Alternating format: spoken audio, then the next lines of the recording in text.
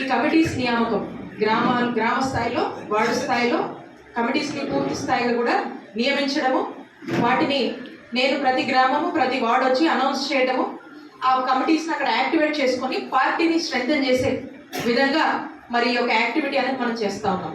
ఇప్పటికే మన నియోజకవర్గంలో ఈ ప్రిపరేటరీ మీటింగ్ అనేది జరిగింది.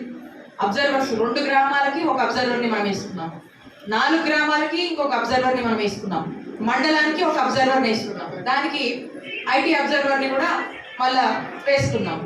ఇవన్నీ కూడా నియమించిన తర్వాత వీళ్ళందరూ కలిసి ఆ గ్రామంలో ప్రతి గ్రామానికి వెళ్ళి ప్రతి వార్డుకి వెళ్ళి మనం వేసుకున్నటువంటి అబ్జర్వర్స్, అక్కడ ఉన్నటువంటి కన్వీనియర్స్ అందరం కూడా కూర్చొని ఈ నియామకాల గురించి అనౌన్స్ చేసి, అక్కడ ఇంకెవరికన్నా రాలేదన్నా, ఇంకా ఎవరికన్నా గుర్తింపు దక్కలేదన్నా కూడా వాళ్ళని కూడా ఏదో విధంగా అకామిడేట్ చేసే దిశగా పార్టీ దిశానిర్దేశం, మన నాయకుడు జగన్మోహన్ రెడ్డి గారిని ముఖ్యమంత్రిని మళ్ళీ మనము చేసుకోవాలంటే ఈ కమిటీస్ అన్ని కూడా మనం వేసుకోవాలి. ఈ కమిటీలో ఉన్న వాళ్ళందరూ కూడా యాక్టివేట్ అయ్యి పనిచేస్తే ఖచ్చితంగా వైఎస్ఆర్ కాంగ్రెస్ పార్టీ గెలుపు సాధ్యమవుతుందనేటువంటి ఒక భరోసాని, ఒక నమ్మకాన్ని ఇవ్వడం అనేది జరుగుతూ ఉంది. అలాగే చిలకలూరుపేటలో మీ రజనమ్మ గెలుపుకి ఏ విధంగా అయితే మీరు కష్టపడ్డారో ఈ కమిటీస్ పటిష్టంగా మనము నిర్మించుకొని వీటిని యాక్టివేట్ చేసుకోవడం వల్ల మనం చూసుకొని పార్టీ కష్టపడే వారందరూ కూడా అవకాశాలు ఇచ్చుకోవడం వల్ల మన స్ట్రెంత్ పెరుగుతుంది, మనం ఇంకా స్ట్రెంగ్తన్ అవుతాము. ఇక్కడ కూడా మళ్ళా ఈ రజనమ్మని వైఎస్ఆర్ కాంగ్రెస్ పార్టీని గెలిపించుకోవడానికి ఇది దోహదపడుతుంది అని చెప్పి అన్ని చోట్ల కూడా చెప్తూ, ఎక్కడ ఏ కేసులు ఉన్నా, ఇష్యూలు వచ్చినా, ఎన్ని అరాచకాలు నియోజకవర్గంలో జరుగుతున్నా, టీడీపీ వచ్చి దగ్గర నుంచి ఇళ్ల మీదకి వచ్చి ఇబ్బంది పెట్టినా, కేసులు పెట్టినా, ఉన్నదానికి లేని దానికి, అయిన దానికి కాని దానికి నిందలు, అవమానాలు, ఎన్ని అక్రమ కేసులు పెట్టినా కూడా ఈరోజు వాళ్ళందరికీ అన్ని విధాలుగా సపోర్టుగా నిలబడుతూ, లీగల్గా ఫైట్ చేస్తూ, పోరాడుతూ అన్ని ఇబ్బందులను కూడా అన్నిటి నుంచి కూడా మనము ఫేస్ చేస్తూ కూడా ధైర్యంగా నిలబడి ముందుకు వెళ్తున్నామంటే దానికి కారణం మీ అందరూ ఇస్తున్నటువంటి సపోర్ట్ ఒకటి. దాని తగ్గట్టుగా మీకు ఏ ఇష్యూ వచ్చినా, ఏ పోలీస్ స్టేషనో, ఏ ఇబ్బంది వచ్చినా కూడా మీ రజనమ్మ కూడా మీకోసం వచ్చి ఈరోజు నిలబడుతుంది అన్నటువంటి ధైర్యం మీకు ఇస్తూనే వస్తున్నాను. ఆ భరోసాను కూడా మళ్ళీ ఒకసారి మీ అందరికి ఇస్తున్నా. మీకు ఏ కష్టం వచ్చినా కూడా అక్కడ ఉంటాము, మనం కలిసికట్టుగా పోరాడాల్సినటువంటి సమయం ఇది. మన పార్టీని ఇక్కడ గెలిపించుకోవాల్సినటువంటి అవసరము, బాధ్యత ఇక్కడ నుంచి మన నాయకుడు జగన్మోహన్ రెడ్డి గారిని కూడా ముఖ్యమంత్రి గారిని చూడాల్సినటువంటి, చేసుకోవాల్సినటువంటి బాధ్యత మన మీద ఉందని మరొకసారి తెలియజేసుకుంటూ, ఈ కమిటీస్ బలంగా పనిచేస్తే ఖచ్చితంగా మన నాయకుడు జగన్మోహన్ రెడ్డి గారిని మళ్ళీ ముఖ్యమంత్రి చేసుకుంటాం, చిలకలూరుపేటలో వైఎస్ఆర్ కాంగ్రెస్ పార్టీ జెండా ఎగరవేస్తాము అని చెప్పి పొరపాట్లు జరిగినాయా, గ్రహపాట్లు జరిగినాయా, ఏం జరిగినాయా అనేది మనం ఈ 18 నెలల కాలంలో మాట్లాడుకున్నాం, రియలైజ్ అయ్యాం. దాని గురించి అధిగమించడానికి ప్రయత్నాలు చేస్తాం. ఏం చేయాలి? మన పార్టీ పెట్టినప్పుడు జగన్మోహన్ రెడ్డి గారు విజయమ్మ గారితో ప్రయాణం మొదలు పెడితే ఆయన ఈ రోజున ఒక మహానాయకుడిగా భారతదేశ రాజకీయాలలో ఏ రాజకీయ నాయకుడికి లేనంత శక్తి మన నాయకుడి యొక్క సొంతం. ఆ శక్తి ఎవరు? మీరు మీరు మీరు నేను అందరం కలిసి ఆయన శక్తిగా మారిపోయింది.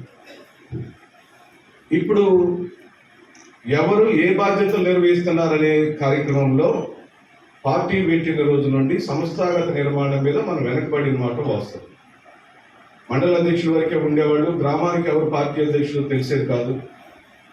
ఆ గ్రామానికి సంబంధించిన సుధాకర్ బాబు లాంటాడు తుబాడు గ్రామవాస్తవుడైతే అతను శాసనసభ్యుడి దగ్గరికి ఆ స్థాయికి ఎదిగితే ఆయన ఎక్కడ ఉన్నాడు, ఆయనకి ఎలాంటి సమాచారాలు ఇవ్వాలి, ఆయన ఎలా వాడుకోవాలనే అంశాల మీద కొన్ని ఒడిదుడుకులు జరిగినప్పుడు దీన్ని మనం ఇప్పుడు ఎలా బయటికి రావాలి?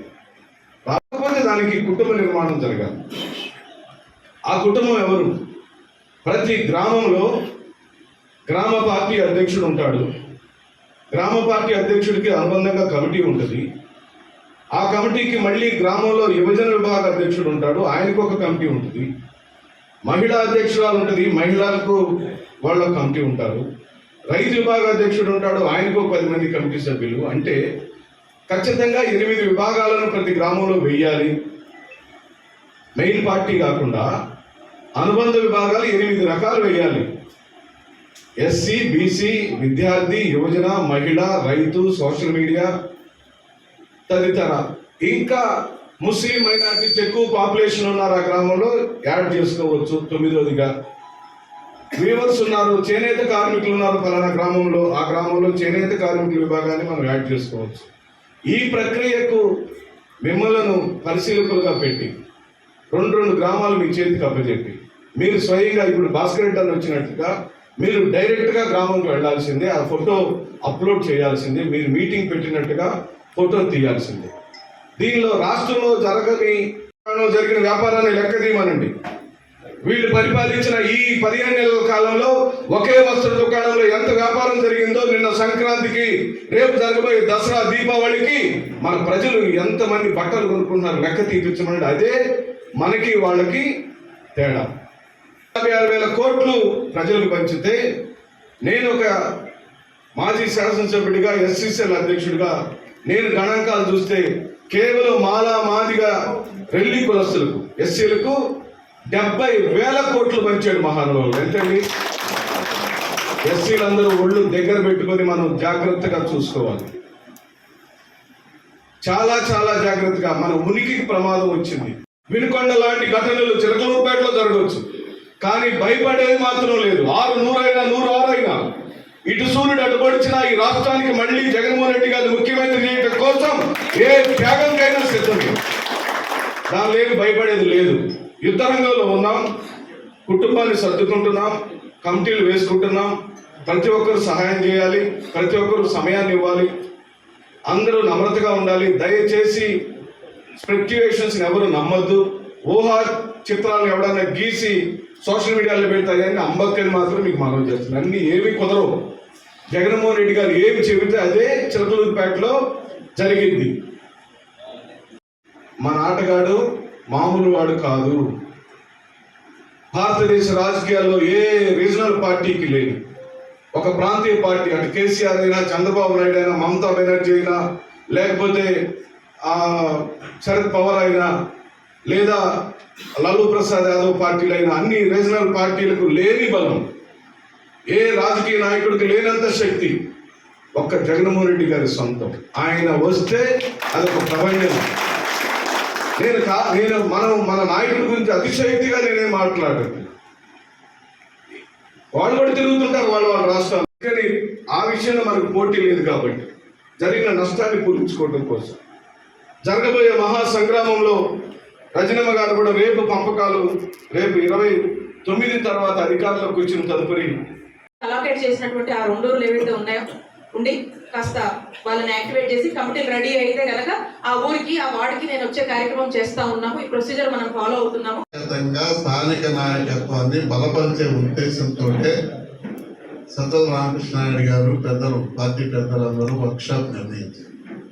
ఎందుకంటే గతంలో తప్పులు జరిగినాయో ఒప్పులు జరిగినాయో మనకి తెలుసు, ప్రజలకి తెలుసు. ఆ తప్పులు మరొకసారి జరగకుండా స్థానిక నాయకత్వాన్ని బలోపేతం చేయాలి. స్థానిక నాయకులు చెప్పిన మాటల మేరకే పార్టీ నడవాలి. పార్టీ నడిచిన రోజే పునాదులు గట్టిగా ఉంటాయి, మన కొండవీటి కొండలాగా గట్టిగా ఉంటాయి. అటువంటి పునాదులు కావాలా మనకి. అందుకనే అన్ని వింగుల పరంగా ఒక్కొక్క గ్రామంలో కానివ్వండి, వార్డులో కానివ్వండి 50 నుంచి 60 మంది కార్యకర్తల్ని, పనిచేసేటటువంటి కార్యకర్తల్ని ఏరుకొని పార్టీ ఆఫీసుకు పంపిస్తే వాళ్ళ పేరుతో కార్డులు కూడా వస్తాయి. వాళ్ళే మనకి యుద్ధ వీరులు, వాళ్ళే మనకి ఎలక్షన్ వీరులు.